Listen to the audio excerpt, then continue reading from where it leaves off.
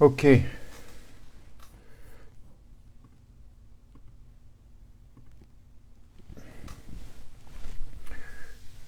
Bismillah ar-Rahman ar-Rahim. Hope you are doing well. Just waiting few minutes, 2 or 3 minutes, just to be sure that you will be able to uh, listen and to follow the whole thing. Yes, I know that some of you are just speaking French and they want to follow it in French. It's going to be in English this evening, inshallah.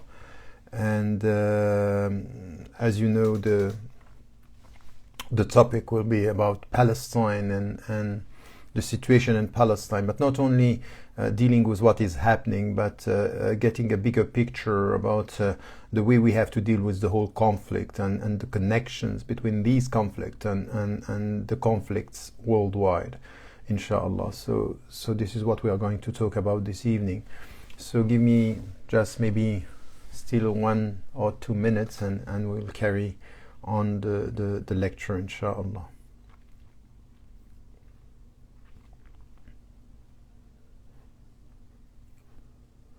So I think you're all okay. So no, it's going to be in English. I made so many lectures and so many talks in French, so I think that try, even if you don't speak really English, to follow it in English. Okay, let us start our discussion, and what I will try to do, and as you can see with the topic, it's from Palestine to the conflicts worldwide, logics of conflicts and logics of resistance.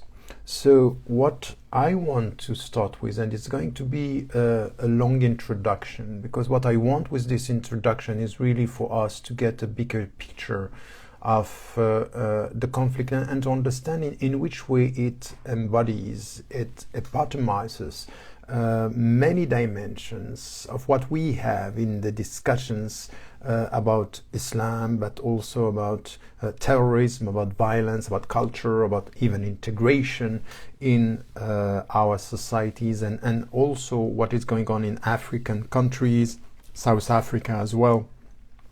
And I think it's important to get the bigger picture and to understand why it's so central today in our discussion. Many people are ready to talk about all the conflicts. They are ready to talk about the Uyghurs. They are talking about the Rohingyas, talking about Kashmir, even talking about what is going on in African countries. But when it comes to Palestine, when it comes to the conflict between Palestine and Israel, it's as if, this is we have to avoid talking about it. And I think that this is the problem. In fact, it's the other way around. It's central, and we need to understand in which way we have to talk about it in order to understand what is going on elsewhere, and why, for example, this conflict has connections with so many other conflicts around the world.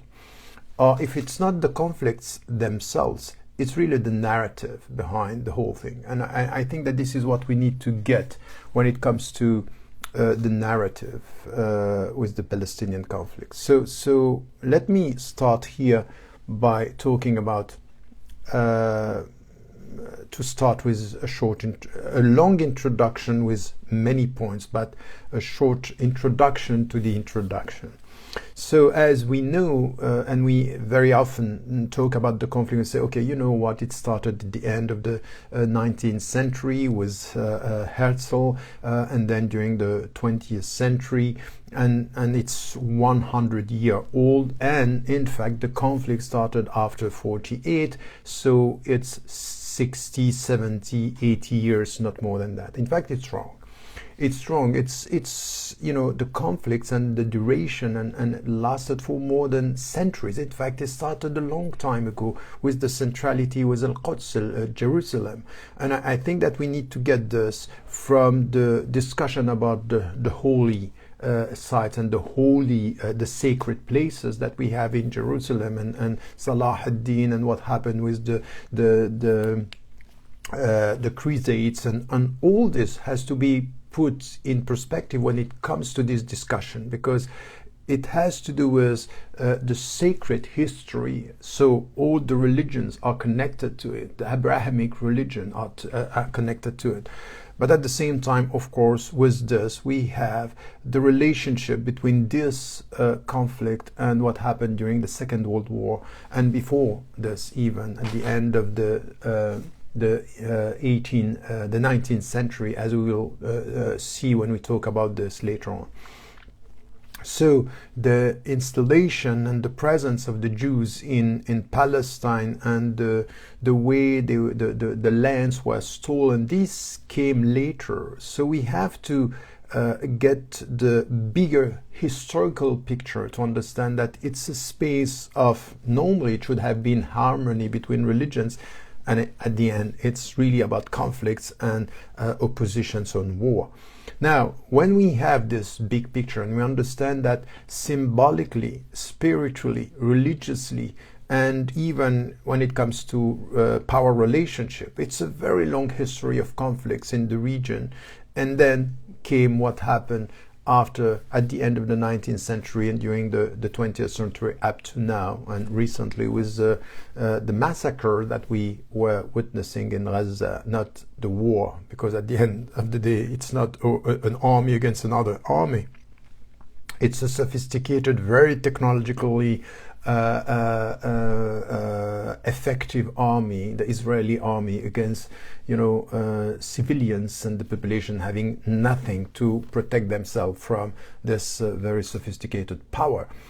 Now, when it comes to the second point of the introduction, it's what we need to get is not only this conflict is central, but it has, as a consequence, many impacts on so many levels around the world. And this is what I want to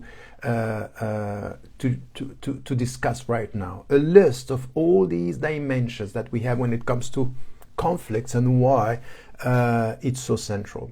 So when we talk about Palestine, when we are talking about land and we are talking about independence, so it's not something which is disconnected from what we can have, for example, in discussion with Tibet and the Tibetans, but also what was happening with the indigenous Americans and the Native Americans from the very beginning. So you are talking about land to whom this land belongs. So the belonging of the land and the notion of independence connected to what we had during the 20th century when it comes to colonization and the decolonial process throughout history. Is this what we have also there? And there is a discussion between the Palestinians, of course, and Israeli. When you have somebody like Netanyahu saying, oh, this land belongs to us and it has belonged to us for the last 3,000 years. What he means is that they are not colonizers. They are coming back to what belongs to them. And then all the others throughout the history were in fact the colonizers. So this sense that we are talking about a question here, which is, okay, you are coming with a sacred history and taking from the people something which is coming from your own belief and not with history and facts. So this is a discussion which is essential here.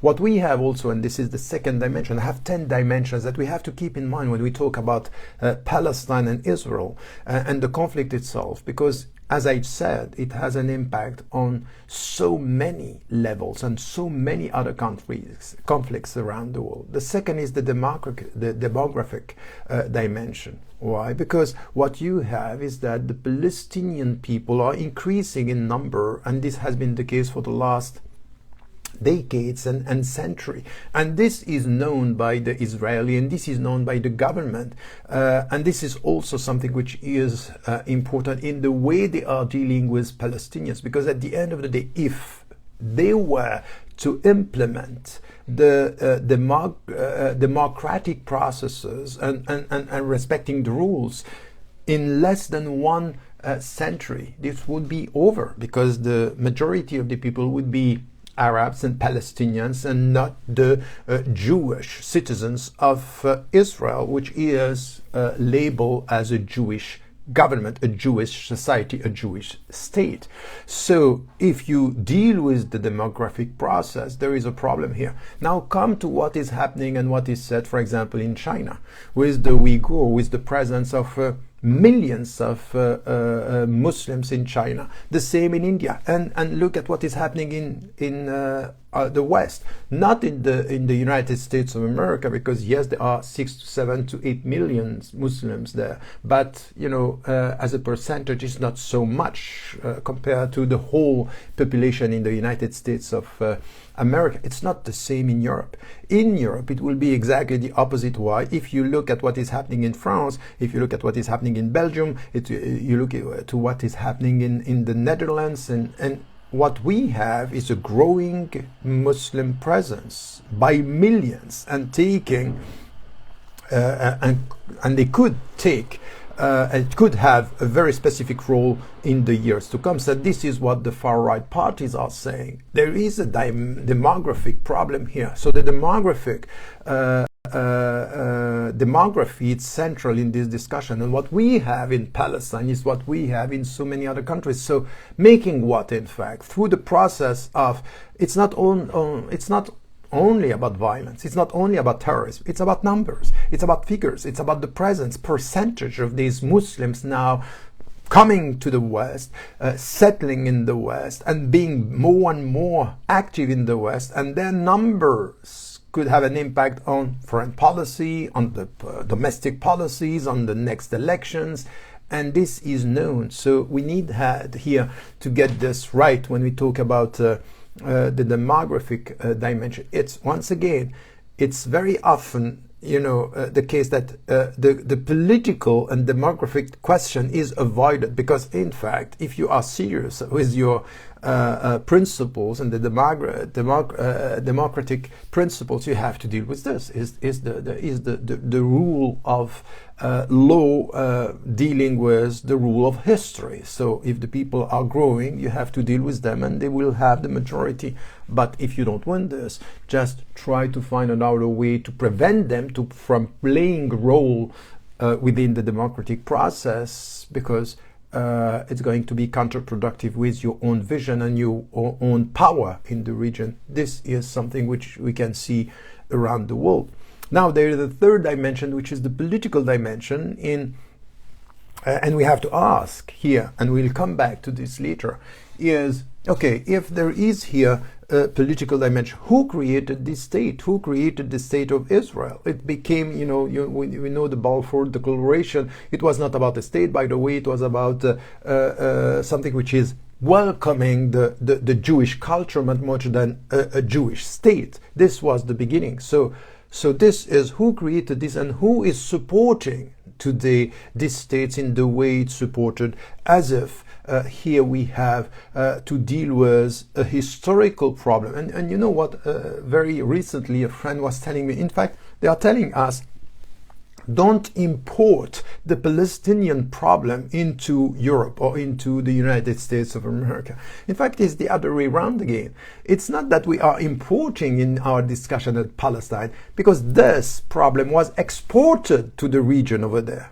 In fact, it was exported to the Middle East. It was to solve problems with, the extermination of the Jews in Europe. It's racism and anti-Semitism, dealing with it in Europe. And in fact, to solve the problem, it was sent there. So it was exported instead of us today importing it in the West by saying, okay, look, we have a responsibility. The UK government has a responsibility, giving to people a land that was not his, that was not the lands of the British lands, given to the new colonizers, and saying this is for you to be at peace, because of what you endured and what you went through in Europe. So this is also a dimension here, is instead of just looking at the conflict the way they are now, we need to get a historical understanding. Who was behind it and why? What was to be solved and what was created through the creation of the state itself. So this is also an important dimension. When you have to deal with a conflict, you need to deal with the political dimension, but not only. Now there is another one very often underestimated, not talked about, even neglected in our discussion, which is the economic reality. And as we know here, when it comes to Israel and what it was with the settlements and what it was with this silent colonization of the Palestinian lands, which was by Ilan Pape called, in the 40s, a cleansing and something which has to do with more even than an apartheid. It was really an ethnic cleansing of the Palestinians and the Arab presence in the region. The economic has to do with access to water. The access to water is something which is essential, and as we know in the region all around, and historically it's connected to the creation of Israel, the way the small Gulf states were created at the same times almost. It has to do with the difference. It's the process was achieved within 30 years. So why here? Because you are talking about oil, we are talking about gas, we are talking about wealth that are central to our world survival when it comes to the economic system, to the economic worldwide system. And this also is something that we have to keep in mind. So it's the fourth dimension here. The first one has to do with the land and the independence, has to do with the demography. The third has to do with politics. The fourth has to do with economics. And then comes something which is also central in our discussion today, because remember Huntington, when he was talking about, okay, now we are not talking about, the conflicts between ideologies or between right and left. It's much more about civilizations. And in fact, the translation of civilizations could be, as it were, the reality of transforming civilizations into religions. So as I said in the beginning, the reality here has to do with a religious conflict, and we cannot, deny the fact that there is a religious factor here in between the three Abrahamic religions. So now, having said this, to reduce it to a religious problem doesn't work, but to avoid talking about what is your answer when it comes to the rights of every single Abrahamic religion to get access to the holy places, to what is the symbol of its presence in Jerusalem, in Al-Quds.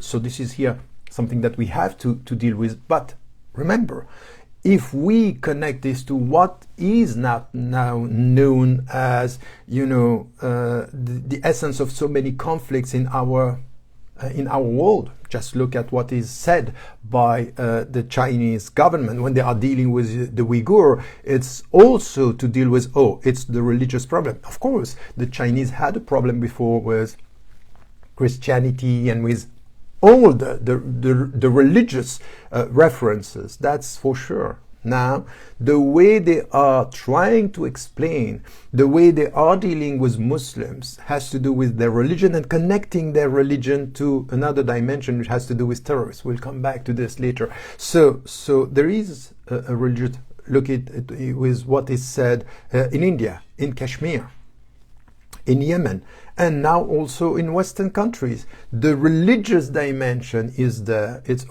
There might be too many Muslims in our societies, and by essence, Islam don't allow them to integrate within our society. It's as if it's a foreign identity, even though you have the passport, even you are a citizen, you are still a foreign citizen, a new informal status that we have in our society. And once again, you can see that in the discussion about Palestine and Israel and the Zionist entity, this is what we have when it comes to this discussion. Now, when we say this and we understand that what is the question behind the religion, that's something that we also have to deal with and understand from our understanding here. Because this is where we come from religion to what Huntington was saying when he was talking about civilization. And we can also talk about the cultural factor. The cultural factor, because behind Islam you have the East or the Orient, and behind Israel you have the West. So it's as if what you have there is the centrality, within the centrality and through the centrality of this conflict, the tensions between the West and the East, the West and Islam.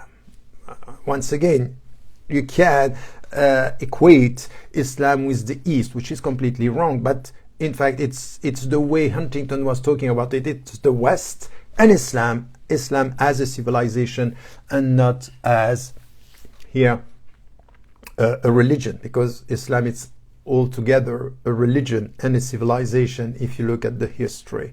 And remember, Libni and then Netanyahu were saying to their Western friends, you know what, we are at the forefront of this resistance by the West, and we are representing the West over there to resist the presence and the potential invasion or presence and power of Islam. So, and here you can talk about Islam, and they will talk about Islamism, and they talk about political Islam. But at the end, if you look at what they are saying and what is the danger, is the presence of Muslims, is Islam. So it's Palestine is a central conflict at the forefront of this relationship between the West, represented by Israel, and the East, or Islam, represented by the Arabs and the Palestinians.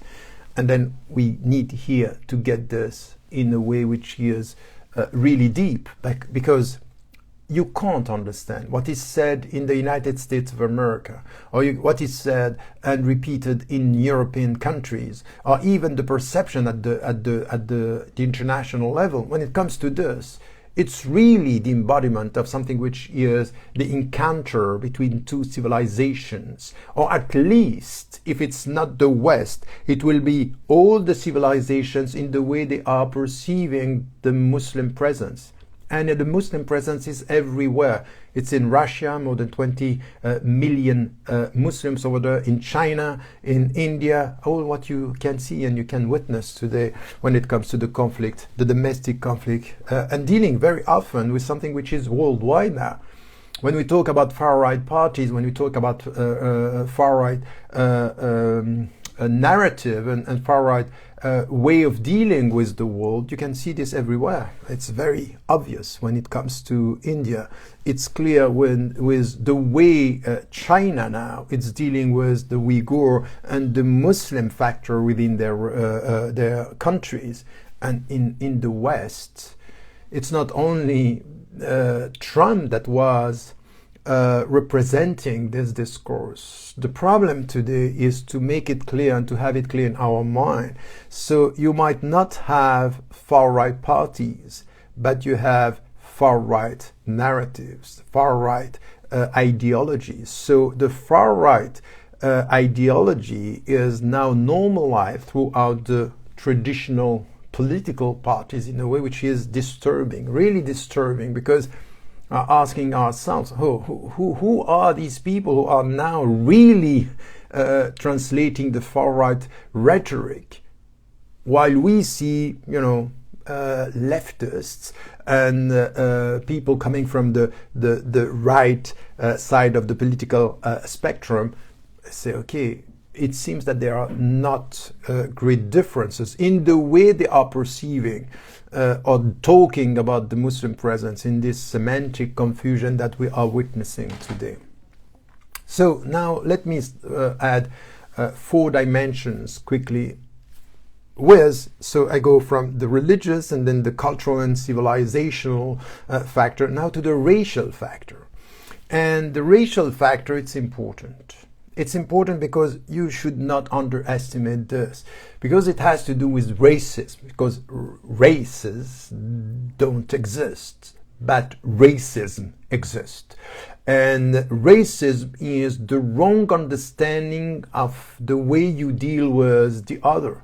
So, as you can have this, if you listen to Black Lives Matter in the United States of America, they got the message, they understood this. Okay, you can say scientifically that there is no difference genetically between a black and a white. Now, psychologically speaking, there is a difference in your mind very often.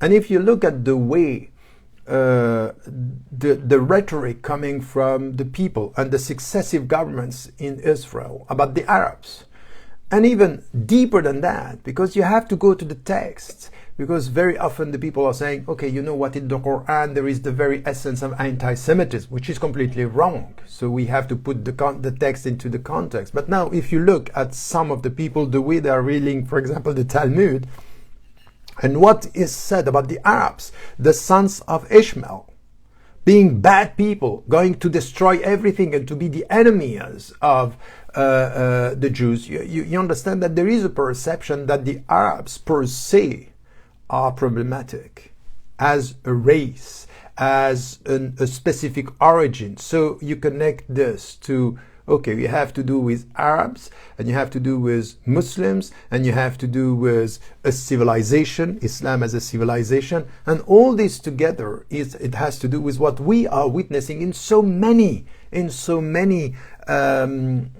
Western countries. So when, for example, the people, the leaders of this movement of Black Lives Matter understand, and now they understood this and they are understanding it very well. So we are not going to be free as black people if we don't get it right in Palestine, saying it has to do with racism, it has to do also with the way you are dealing with Arabs and you are dealing with Islam.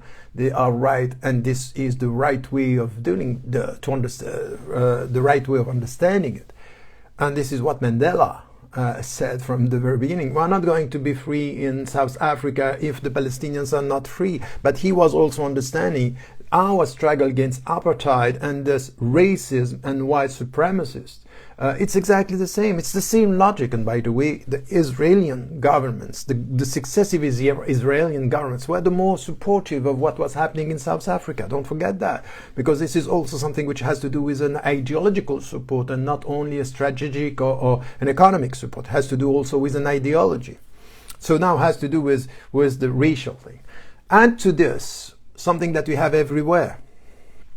When, for example, Livni, when she was the Minister of Foreign Affairs in Israel, she was saying, okay, you know what, you have to get it right. We are at the forefront of protecting the West from terrorists. Who are the terrorists? The people who are resisting us.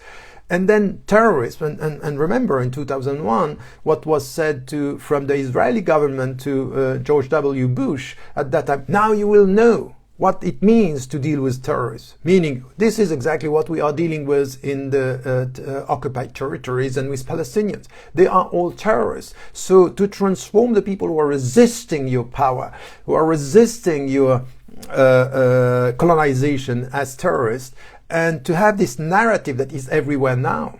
Who are the terrorists? The terrorists are the people who are killing innocent people. Who is killing innocent people now in the region, for example? Could we speak about state terrorism? Yes, we can. So, for example, from 5,000 meters on high, you have this drones and this aircrafts bombarding, for example, Afghanistan, or doing the same in Gaza. Who are the terrorists? Who are the people who are targeting innocent people? And you are scared to talk about this. And then we are changing the whole narrative and the whole rhetoric. And it's about, okay, now we know that this terrorism, the main factor is coming from Islam. Why? For two reasons. First, Islam is per se violent.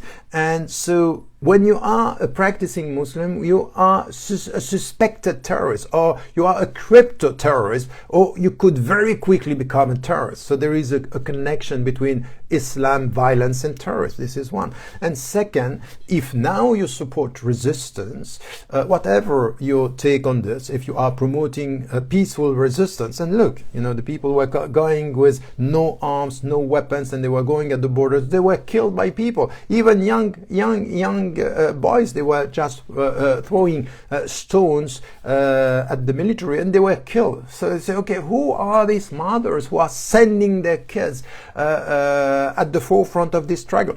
The question is not this one. They have no other weapons than stones to throw.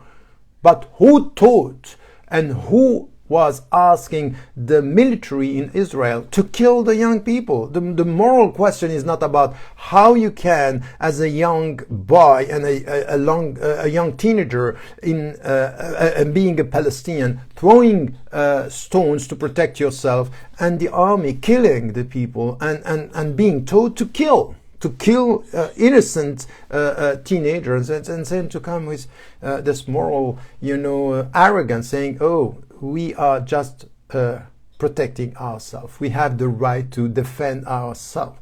That's once again a discussion that we have about the whole discussion about terrorism and who is terrorists. Who are the terrorists today? This is the big question that we have to ask.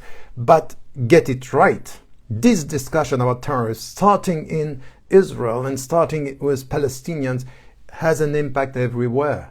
Because if now you are an active citizens supporting resistance, for example, and you know that it's very difficult now to support Palestinians without being suspected of supporting the terrorists. And if you say something about, if you repeat, for example, what Mandela was saying, it's not the resistance who should be condemned, is the occupiers. So this is what he was saying, and he was saying that he was ready to deal and to talk to Hamas, for example, as a resistant movement. And you know that it was dropped from the list of the terrorist organizations in the EU recently.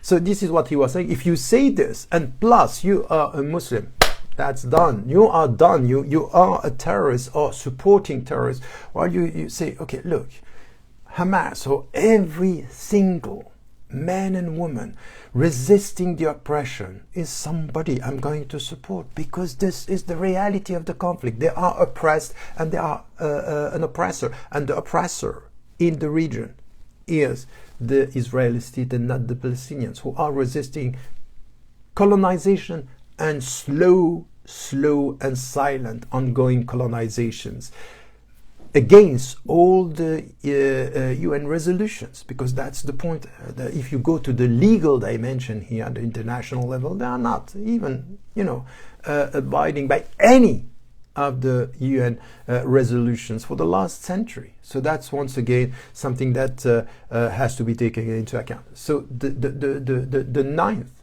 dimension is the technological one, and once again, you have here a super power with all the most effective and last technological discovery when it comes to the weapons and comes to security and drones and surveillance. They know how to do this, and they are even exporting their know-how to all the countries around the world. This is Israel, and this is what is done.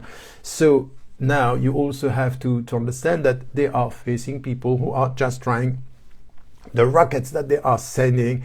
It's clear that it's completely unbalanced. It's completely wrong to say, okay, you know what, they are protecting themselves and defending us. Is the right of Israel or the Israeli right to defend itself against aggression. It's the other way around. And if you have so much power, and you can just go and kill so many people and destroy houses and destroys buildings and destroys even news agency, the way it was done, and innocent people, knowing that by doing this, by having these buildings collapsing, you are killing so many innocent people, and this is collateral damages with surgical attacks.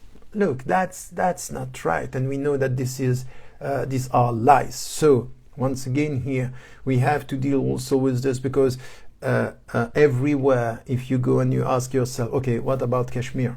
What about the Tibetans, for example? What about what is happening in African countries? What is happening now in India? And the way this powerful state is just discriminating and using all the technologies they have just to target some of their citizens in the way which is racial, cultural, religious, and facing this so-called terrorism and these terrorists that are within the country. We have the same narrative everywhere. So this reproduction of this narrative is something that we need to understand.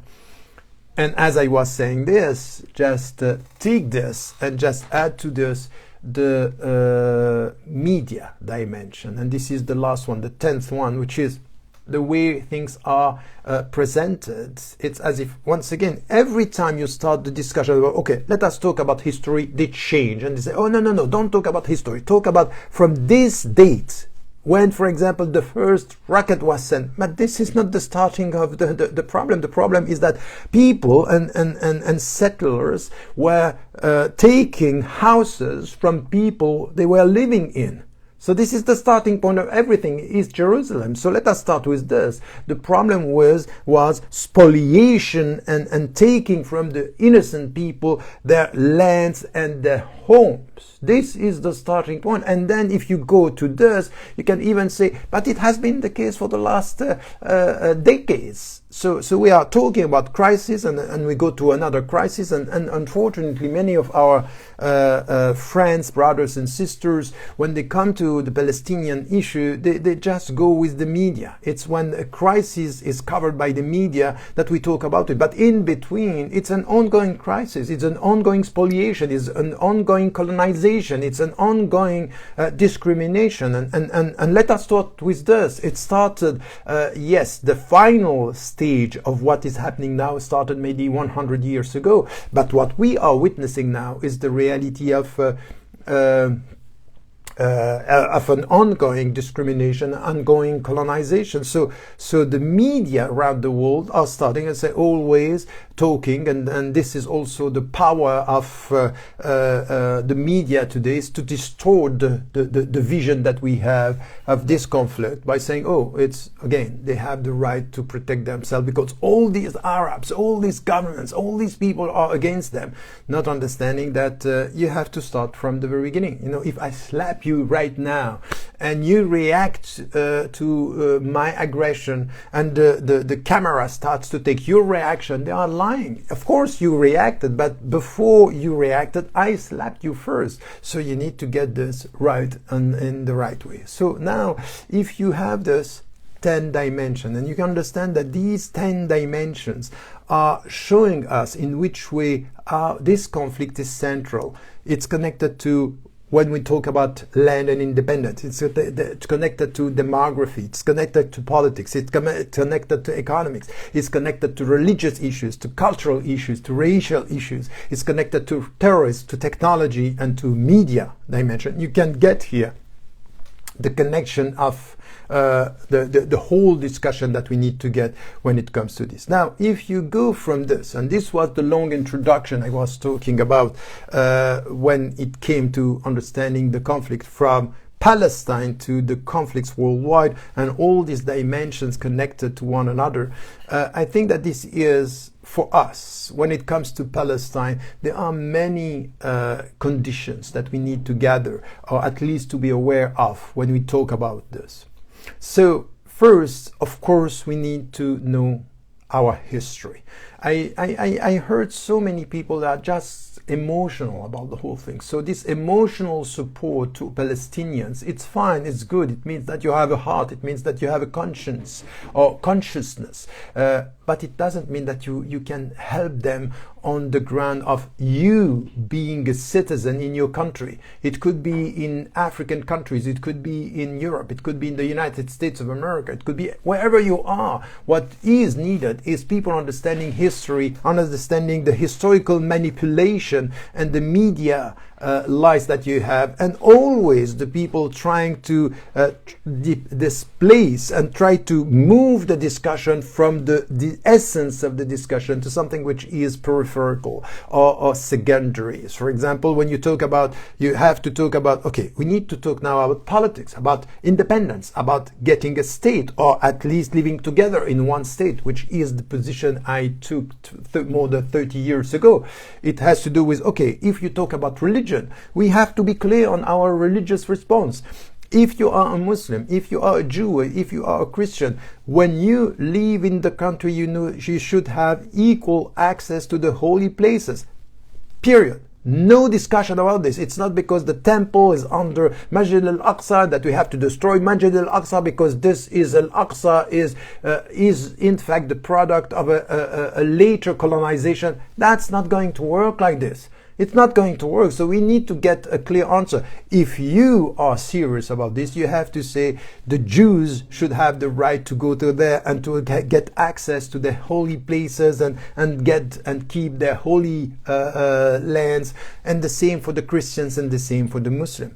So you have to come to discuss the political issue, the religious issue, and also the economic issue, because it's a central region, and we know why now. Whereas the Gulf States around, the Arab countries around, and we'll come to this. So we forgot to talk about this, and we go and now we move the whole discussion into, oh, it's about culture, it's about race, it's about terrorism, it's about humanitarian issues. So maybe the Palestinians are wrongly treated. So as Biden said it recently, we need money to build or to rebuild the buildings and Gaza. Look, before thinking about getting the money to build, you have to take a stand on condemning the people who destroyed. That's the point. That's what we are expecting from you. And I would say here that we need to avoid accepting or avoid following the move in the media or elsewhere to transform the whole political, economic and religious discussion into, oh, it has to do with culture, it has to do with races, it has to do with the Arabs, and it has to do with terrorists. So at the end, you don't speak about Palestinians. The point was recently saying, you know what? It's Israel against the terrorist group Hamas. So that's it. If you qualify Hamas as terrorists, so the discussion is closed. It's over. It's over. Why? Because you have already qualified the resistance as terrorists. So you move from the essential discussion to something which is an ideological move towards something which is completely unacceptable. So that's to go from the right, to go from the legal discussion, which once again, if only we come back to the resolution of based on the 1967, saying, okay, let us come to the borders and the divisions that we had at that time. If we come to this, what we will get is, once again, that the Israel and the Israeli governments are not even respecting any of the UN resolutions, and they are not ready to do so. So whatever is said, is this wall which was built is against all the UN convention. That's not discussed even. Okay, so what are we going to talk about? Oh, terrorism. We are going to talk about, violence. We are going to talk about this cultural or this the very nature or potential nature of Islam being a violent religion. But that's not the point. That's not the discussion. So we avoid the heart of the discussion to come to peripheral and very effective, by the way. The media are very, very, very, very powerful on changing the whole setting in our discussion. So that's the problem that we have. Now, so this is one. We need to know history, and we need to be focused on the central issues and not to accept going right or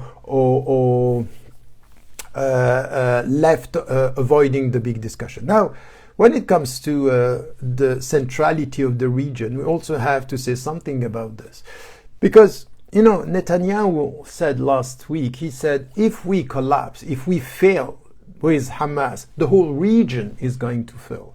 So he is talking about Israel, and now he's talking about what? The Gulf states. He's talking about the dictatorships around Israel, and he's right, in fact. And this is where, by knowing history, you understand the connection between the very presence of Israel in the region and the other countries, because he's right. If he, as a government, and with his government, Israel fails just to resist this movement promoting independence and equal treatment And in fact, democracy, the democratic process, is just to ask for dignity and rights and democracy. If the state of Israel fails to control these people, it means that it's going to have an impact on the dictatorships all around. And this is where, by knowing history, you understand the whole thing. It's coming from the same historical process. Remember, in the end of the 19th century was the Berlin Conference with Germany, and they started to divide the African countries. And then Sykes-Picot, the beginning of the 19th century, in May 1916, so when they divided. This was all coming from where? Germany, Britain, France, and then later the United States of America, who were in fact dividing the whole places in small countries, Emirates and Gulf states and things like this, and getting it already that it's going to be a place or places where after the Ottoman Empire they will get this power, and knowing at the very beginning of this process that in this region there are wealth and there is wealth for them to control.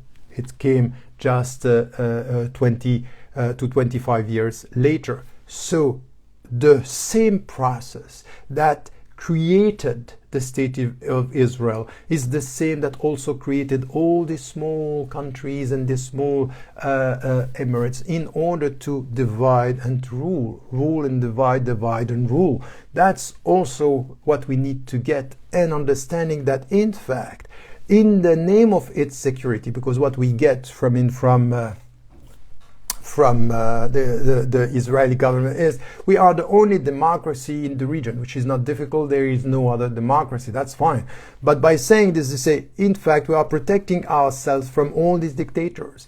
And at the same time, what we have is these dictatorships are in fact used to legitimate the presence of Israel. So it's a two-way process. So the creation and the support of these dictatorships in order to protect Israel is helping Israel to carry on his security narrative, or the narrative on its security, by in fact at the same time supporting the dictatorships all around. So this is why what was happening with what we call the Arab Spring was something which was really rejected by Israel, because if the people are able to speak, they are all going to speak against the Israeli policies and the Israeli decisions in the region. It's only because they are surrounded by dictators that they are able to do this. So in fact, you will see that the dictators are supported by whom? By the United States of America and Israel. It's the same. So both are supported and both are playing a game which is helping the other to get its very presence in the region and to justify its presence. So this is why you have a Sisi, for example, or before that Hafez al-Assad and Bashar al-Assad, or now what you have in the region and all these Gulf states saying it's you are better off with us than without us, because if you are not with us, you will get this Islamist terrorist. In fact, you will have the voice of the people, and it's known everywhere that the populations throughout these countries, around the world even, are much more supportive than supportive of Palestinians than of Israel. It's known. You know this question which was put to the Europeans 10 years ago, which is the most dangerous countries for peace in the world. The first which was mentioned was Israel. So the one who was leading the European Union at that time probably had to say, I'm sorry, this was a wrong question. It's a wrong, the question was not well put, was wrongly put, in fact. And this is, he had to apologize for the people saying what they have to say. So yes, for peace in the region, the most dangerous country is Israel and not the Palestinians struggling for their right. So we need to get the whole process that, if we talk about the Berlin Conference and then Sykes-Picot and what happened in the end of the 19th century and the beginning of the 20th century, all this what was created at the same time, and there are here factors that we need to get connected to one another. Now, if you talk about, of course, the economic reality here, as I said, is a central region with oil and gas and among other things that we know that they have an impact. So you cannot understand the decisions that are taken in the region coming from the United States of America, the European countries, and even also the way they are dealing with weapons and selling weapons in the region, because this is also something which is important. This is where the people are buying billions of dollars of weapons in order to secure their government and their society, and all this is making money for whom? For the European countries, the first one being the United States of America, Israel itself, or France. So they are selling all these weapons. We need to get this picture as something which is also important. Now, having said this, if we understand the centrality here, now you just try to look at the bigger picture. And when you look at the bigger picture here, you understand that what was said by the Israeli governments about the people who were resisting their colonization, they were, okay, first they were saying it's about Islam, it's about violence, and it's about terrorism. This is what we said now. And remember that this started a long time ago, and even after the election, and Hamas won the election in Gaza and in the occupied territories. Remember that this was also said in Algeria in the end of the 80s, when the FIS, the Islamic Front, was to win the election, and after the first round they stopped everything, and they were talking about terrorism and they were talking about violence. So the democratic process was stopped and violence came. And then we understood that the military, the Algerian military, were playing with the notion of terrorism. And in fact, in the way they were dealing with the terrorists, they were supported by whom? By the Israeli army and the Israeli advisors, in the way you have to deal with these terrorists. So the narrative of, when you deal with resistance and when they are Muslims, in fact, they are all terrorists. If you deal in the West with citizens who are politically aware, very, very quickly we connect them to, political Islam, Islamism, and Islamism not so far from supporting terrorists. And supporting terrorists would be, proven by the fact that you may support the Palestinian resistance. So these connections are everywhere. So the narrative is not coming from nowhere. It's coming from there, and it's amplified in a way which you have to be quite clear on who are you supporting, what are you supporting, and in which way you put yourself in this big picture. Because it happened in Algeria in the 80s. And then this is exactly what happened in 2001. Remember George W. Bush saying, you are with us or against us. And in fact, if you are against the American policy, and for example, to go to bombard the Afghani innocent population, because they were not all Taliban, and they were not all supporting those governments that came through a very long process where the United States of America were themselves involved by supporting bin Laden, remember. So in 2001, this dichotomy, you are with us or against us, is putting you in an equation which is difficult. Because no, I'm against the United States of America and its politics and its strategy, but I don't support violence and extremist violence. Of course there are Muslims that are violent and extremists, but you should not accept this confusion. There is a difference between resisting for your rights and promoting violence in the way it was done. So you condemn violence and terrorism, but you have to support resistance in the way, for example, once again, Mandela, who became an icon in the West, the figure of the wise man, was on, and this is also very often removed from his discourse, while he was quite clear about this.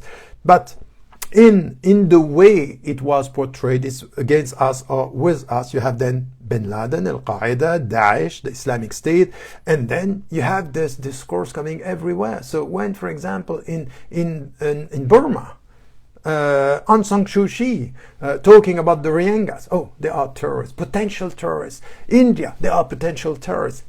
China, they are potential terrorists. And this comes what I was saying just before, that this cultural, racial, terrorist dimension is coming from there, and now it's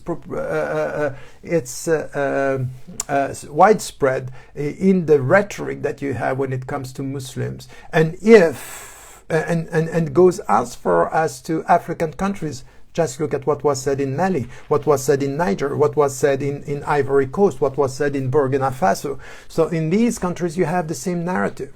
Okay, so how are you going to deal with this? How can you discuss this in a way where you understand that the whole rhetoric now, when it comes to, okay, when the Muslims are involved, we reduce them to terrorists and to violent Muslims, or Muslims that are supporting terrorism. So once again, if you look at the way the rhetoric was produced and born in the reality of the Palestinian-Israeli conflict, you can understand in which way once again it was perpetrated and added and increased throughout the other conflicts. So and this is why for us, when you deal with what is happening in Palestine, you are dealing with something which is a terminological confusion and criminalization of all resistances. And so this is why we have here to be quite clear and first to refuse the semantic confusion, terminological confusion, by saying, what are you talking about? So now, for example, for those who are looking at France from far, but at the same time it was the same in the United States of America in 2005 after the attacks and terrorist attacks in London. You have exactly the same discussion.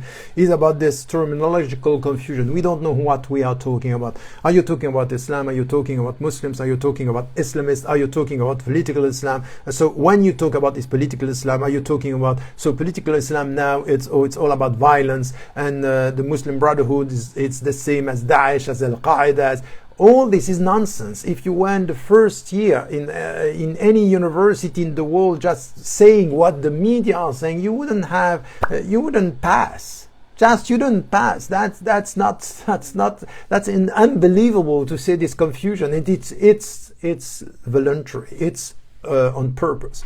It's not because they don't know. It's they know exactly that they don't want us to know what we are talking about, to confuse everything. So the semantic confusion is helping to the criminalization of all the resistances. And if you are not clear about who is who and what you and how you are going to deal with the whole discussion, and once again I was telling you that for example now even the discussion about Hamas, the discussion about some of the resistance around the world, the way they are portrayed as terrorists is just unacceptable. And the way Israel is presented as the country or the government defending itself from aggression, it's not acceptable. The problem that we have is that in this semantic confusion, you can see that many of our fellow citizens coming from the left, or coming from, what we have now, it's Islamo-leftist and all this, they are not quite clear on this. They are not quite clear. So even if they are supporting the resistance, they don't want to talk about Hamas, they don't want to go.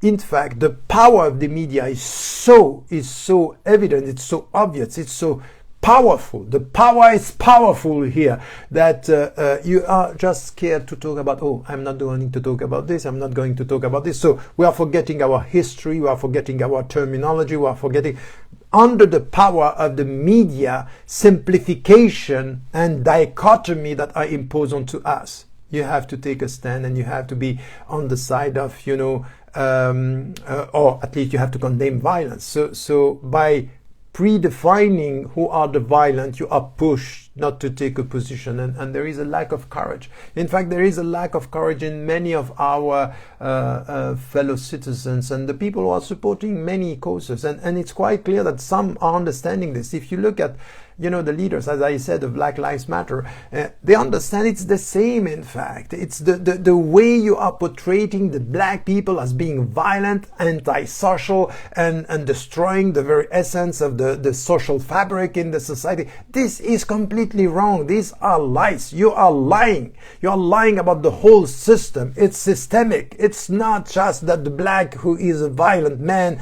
No, it's systemic. So the people who are resisting, they are not resisting only facing this violence. There is a system, there is an ideology, there is a narrative behind this. So you have to understand that the people who are resisting in the United States of America, black people, African American people, Native Americans, or the Tibetans in China, or the people who are supporting the independence process, these people are in fact the same. Of course, power and the media are going to portray them as terrorist and violent. In fact, they are resisting the symbolic, ideologic, ongoing violence coming from the governments around the world.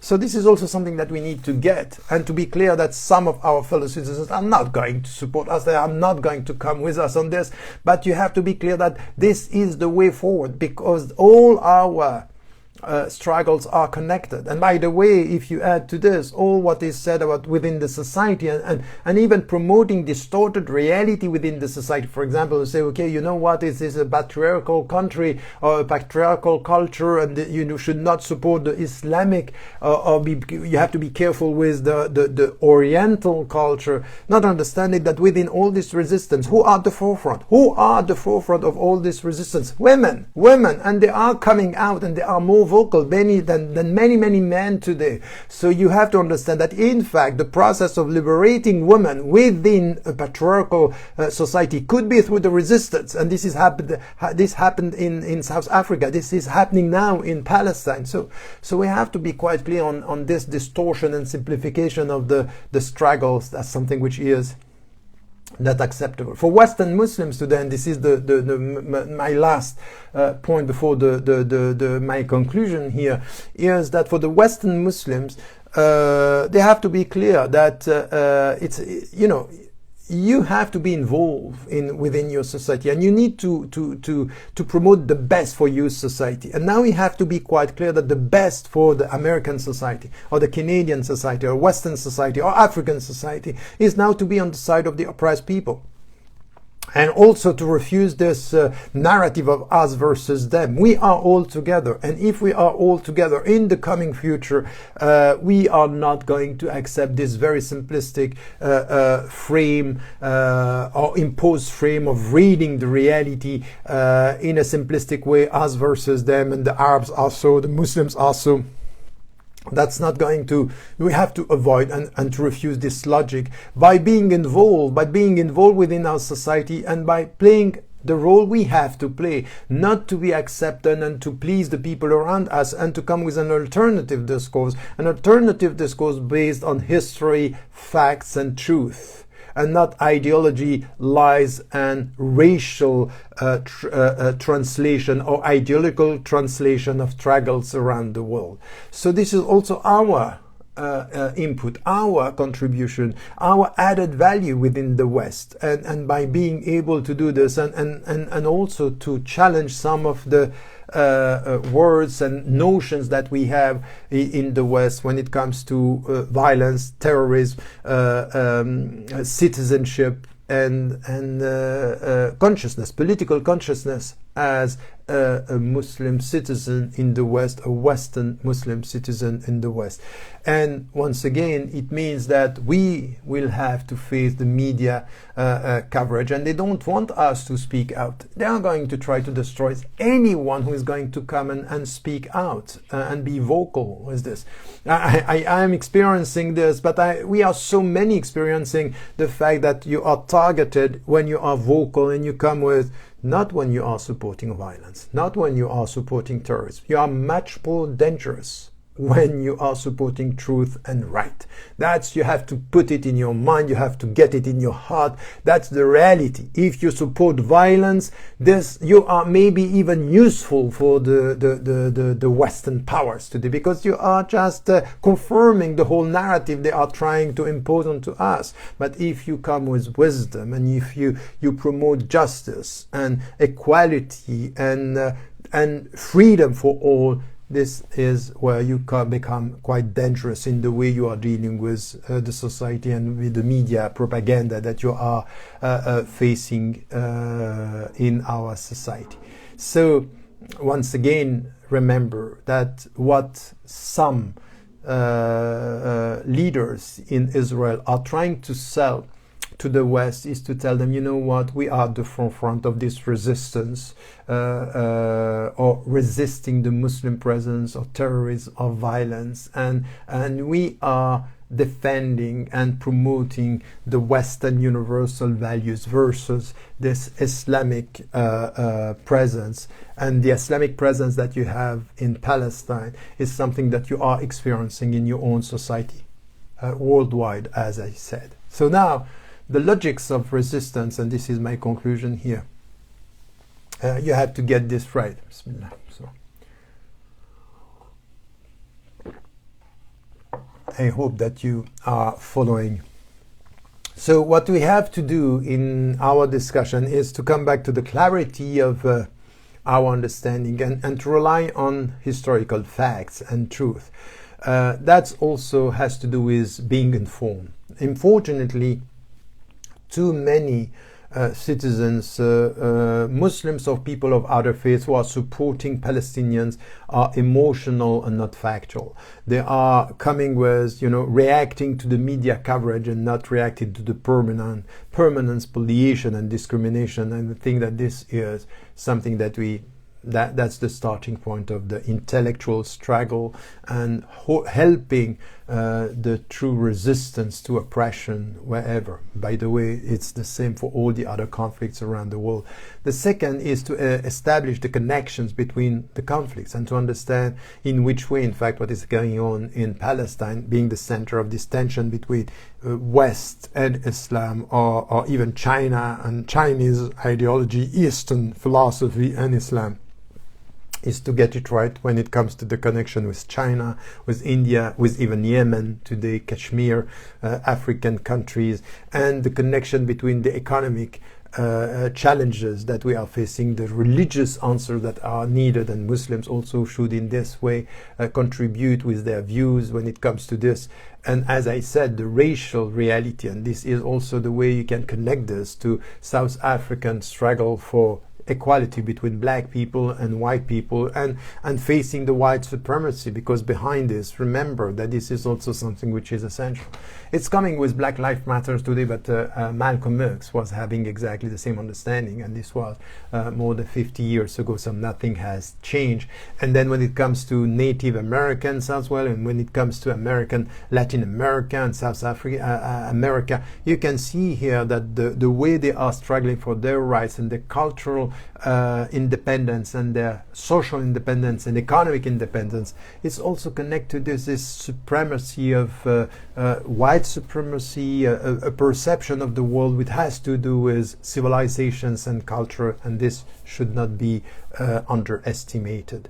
Now, having said this, and having this understanding of the connections between all the conflicts around the world, we have to take one position, and one position is, whatever the situation, whoever is involved, we are always on the side of the oppressed. Muslims or people of other faiths. Not only we are with the Muslims, and that's also the problem of many Muslims, that they are very vocal and very visible when they are the victims, or they perceive themselves as being the victims. And this is not right. I'm sorry. What is your take on Tibetans? What is your take on Native Americans? What is your take on the first Native Canadian, for example? What is your take on what is happening in African or South African countries? That's also, and what is your take, for example, on the struggle of people in South Africa who are not Muslims? And by the way, don't think that all the Muslims are always on the side of the oppressed. many Muslims and imams, leaders, Muslim leaders in South Africa were even supporting the apartheid regime because they were protected. And we saw this also with Stalin in Russia. The imams of the power are are known. So we have to be clear on this. We are on the side of the oppressed. Whatever is the reality of the conflict, it could be against even, Muslim powers. So, for example, yes, I'm on the side of the oppressed when I have, for example, people coming from Asia and Asian countries are treated like slaves in petromonarchies, for example. This is not acceptable. So it's not with a state, but it's within a state with human beings. So we are on the side of the oppressed, and we have to be vocal. We have to have the courage to say it, and to be also self-critical when it comes to dealing with Arab dictatorships and Arab countries, because in fact the Palestinians had been let down, and they are forgotten by the Arab countries and the Arab powers. In fact, the people are very much supportive, but not the governments. And the governments, they don't want even to support the Palestinians for the most of them. So almost all of them. So I think that this is where also we have to be self-critical and to have the courage to say it and to be on the side of the oppressed and the side of the people and the common understanding of the people, having, as I said, a clear position about the religious question, equal rights and access to all the religions, and to stress on the question of dignity. لَقَدْ كَرَّمْنَا بَنِي آدَمَ. It's that this dignity is the same for all human beings, Jews, Christians, Muslims, people who have no faith, Buddhists, Hindus.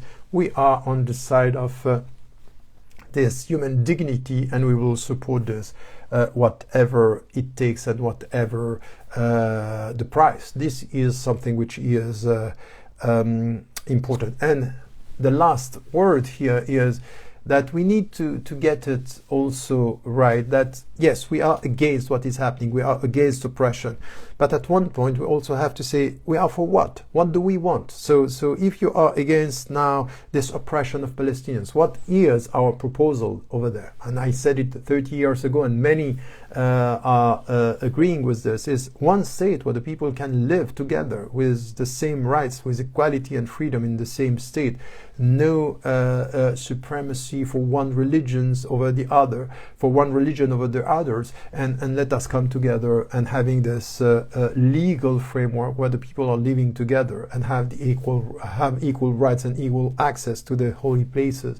This is what we want. We know that this is not what the Israeli governments and the successive governments want, and let alone Netanyahu, of course. But this is where we have to be clear in our proposal. So if you look at the whole lecture today, it's once again to get a sense of you are not dealing with a marginal conflict which is very far from you. It's central, and its impacts on everywhere on your daily life, wherever you live. When it comes to the 10 dimensions that I mentioned before, and then what we have to understand to the historical facts, and we have to be equipped when it comes to this, when we want to deal with this reality in our societies, from wherever we are, looking at the center, supporting the Palestinians and supporting with the Palestinians all the oppressed people around the world. This is our way, this is our dignity, and there is no other way to deal with human challenges today. It's really to be with God, because this is what we believe, and He is asking us, wherever you are, if you are with me, be with the poor, be with the oppressed, and face the tyrant, because the best jihad is a word of truth before dictators or before tyrants. Peace be with you. I hope that you get the message. I don't know if you have question. I will see if I see question coming from the chat here. Are the questions?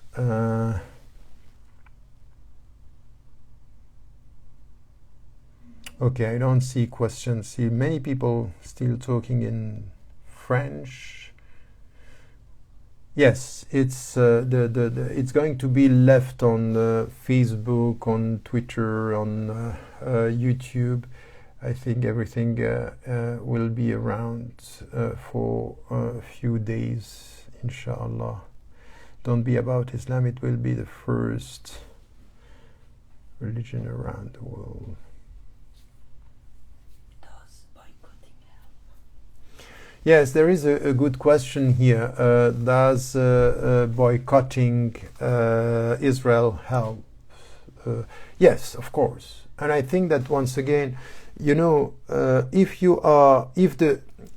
the way the Palestinians are going to resist over there is none of our business. It's not for us to decide. And Nelson Mandela once again put it right one day when he said, you know what, the way the resistance are going to resist and the means they are going to use are decided by the oppressors. So if the oppressors is using weapons, of course the resistance are going to use weapons. We are not at the center of the conflict. We are looking at it and we are witnessing what we are witnessing. Now, we have means to resist. And I know that in some countries, for example, in France, they have condemned people boycotting and the BDS movement, which in fact at the end at the European level, they were right and they won the case against the government. And it means, yes, these are peaceful means just to make it clear that you have to boycott and divest and sanction against Israel, which is what we were doing. And when I was very young, we were doing this with South Africa. And we are boycotting and we are boycotting banks and we are boycotting products. And this was perceived as noble. And now today it's criminalized. So if we are supporting armed resistance, you are a terrorist. And if you are supporting pacifist means of resistance, you are also potentially a terrorist. So whatever you do, it's not going to work. Avoid talking about this and just do what you have to do. Yes. Avoiding and boycotting and divestment and sanction against the state of Israel, non-violent. So this is what I call, this was 10 years ago, a global movement of non-violent resistance. And the global movement was not the one that was coming from the center. The center, as I said, they decide for themselves what the way they want to resist. But for us, it's a global movement of non-violent resistance by boycotting, divesting, and calling for sanctions towards the Israeli governments. So this is what we have to do. And yes, it had an impact. And the way you can see it has an impact is the way they are reacting to it. If it had no impact, they wouldn't try to stop it and to criminalize the people who are supporting it. It means that around the world there is a consciousness, and it's a way for us to spread this consciousness that be careful, mind you in the way you eat, in the way you drink, in the way you buy, and be clear that in the way you buy, in the way you eat, in the way you consume everything, and the way you are dealing with products, there is a political consciousness that you are not you are not going to support oppressors. You are not going to support colonizers. So yes, it has an impact, and this is a good way of supporting the oppressed wherever they are. It has also to be with to do with China and India, of course. So how can Muslims organize themselves like Zionist lobbying? Once again, I think that if many are looking at what the lobbies, the way they are working in the United States of America, very often thinking that it's America supporting Israel. It might be that Israel is in fact controlling the United States of America at the highest level with their money, with the influential people. What we have to do is not to think about coming together and to put ourselves into a corner, into a kind of a lobby. I think that what is important for us, it's to be quite clear in the way we are supporting what is right. So I would prefer an open presence supporting what is right than a hidden lobby trying to influence the political spectrum or the political arena. It's not going to work with Muslims, and there is no Muslim voice. By the way, there is no Muslim unity on this. You can see how many Muslims are coward, how many Muslims are not ready to speak about it, how many Muslims the only thing that they want is just to be acknowledged and to be loved and to be accepted. That's fine. Okay, that's your business. What we have to do is we are going to be respected first, and our respect is the respect that we have for ourselves, for our principles and our dignity, and then we are going to be involved in our society to spreading this. And at the end, it might be that you are not going to be heard by all your fellow Muslims in your society, but what you have to try is to be heard by all the people of goodwill, Muslims and people of other faith. And there are so many. And in fact, the more vocal and sometimes the more powerful discourses that you have about Palestine are not coming from Muslims. They are coming from people who have nothing to do with it. If you listen to some of the voices, the way they are critical and very, they are very efficient and with clear arguments and sophisticated in their understanding, knowledgeable in their perspective, courageous in their involvement. Many are not coming from the Muslim communities in the West, for example, and around the world. I think that we need to get more knowledge, more arguments, and more courage in the way we are dealing with this issue. Wallahu a'lam. So, may Allah bless you by expressing your views and Palestinian saying that.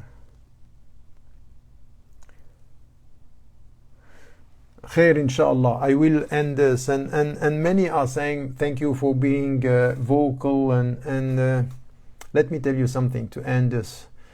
For those who are not getting the message, if you start to be vocal and you decide to be vocal, in fact, you are going to disturb and not being liked by so many people. And I said it many times. I know that I disturb, and I know that who I'm disturbing with this presence. And you know that you are going to be targeted, and they are going to trying to destroy your life, to destroy your whoever you are. And this is what they have been trying to do over the last years.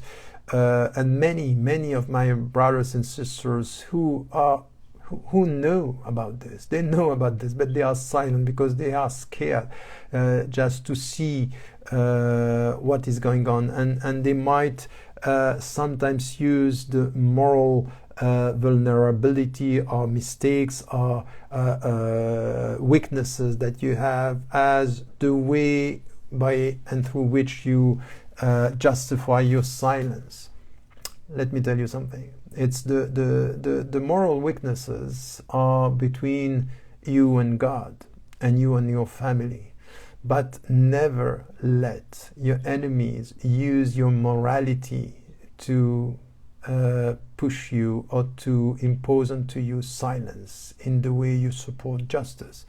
And when you see that some of your brothers and sisters who were involved with you in so many struggles are now silent, knowing from where the whole case or the whole business is coming, and being silent in the name of the understanding that, oh, there is a moral issue here. Come back to the Islamic principles. Keep quiet on the moral issues and talk to the essence of what should be talked about, and don't use the moral weaknesses in order to be silent on the political and ideological mistreatment and construction to destroy one of your brothers. So, as I said, you should be ready to pay the price and to rely on God, on your faith, and to understand that whatever is going to happen, the only thing that you have to do before God and before your own consciousness is to serve the message, to be on the side of what is right and what is dignified, and to serve the people and to serve the oppressed. The rest is between God and you, and the rest is between you and yourself and your family and the beloved people around you. May Allah help us, inshallah. May Allah help you. Don't forget to tell the people you love that you love them, and inshallah we'll carry on our discussions on this issue and others, inshallah. Assalamu alaikum wa rahmatullahi wa barakatuh.